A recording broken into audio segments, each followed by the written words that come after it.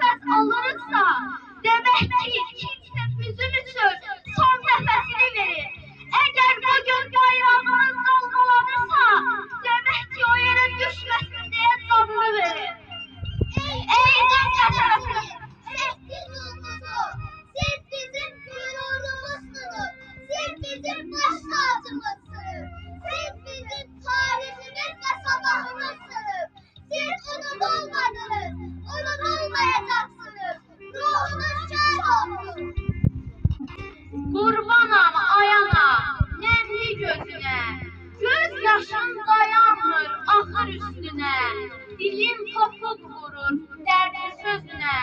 Oğlun şehit oldu vətən yolunda. Bilirəm çətindir, dözə bilmirsən. Daha sevinmirsən, daha gülmürsən. Gözündən süzülən yaşı silmirsən. Oğlun şehit oldu vətən yolunda. Evinin çırağı söndü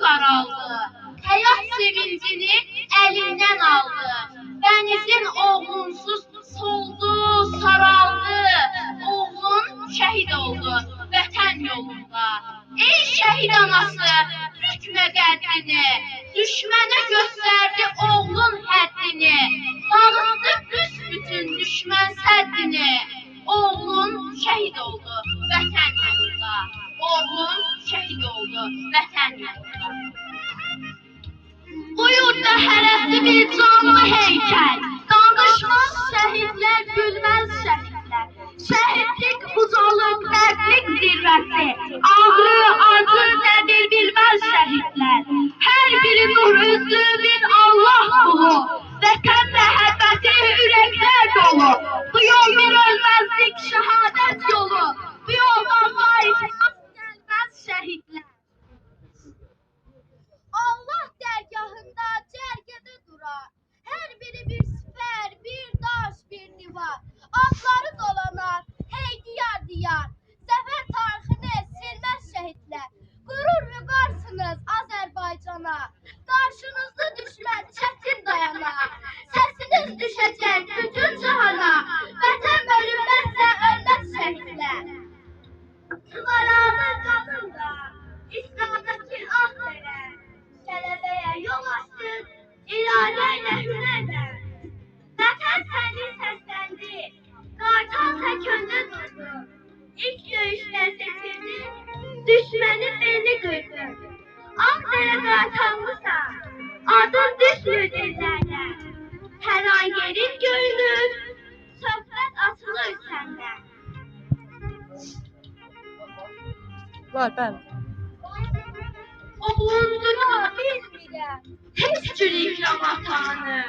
Ürəyimə od düşür, görüb Zeynəb ananı. Qudun Tahirə nənə, yalını ödə bilmir. Nur üzlü şəhidin rahat uyuyan, vətənin azaddır, torpağın azad. Qanunla yanılan təmizlədiyin, basmaz torpağına bir veya dayan.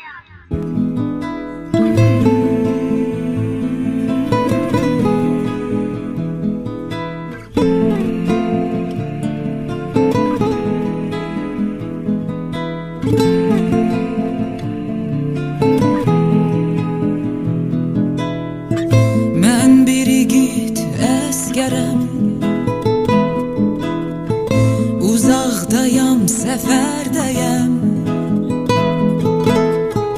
Şəhid olsam ağlamayın,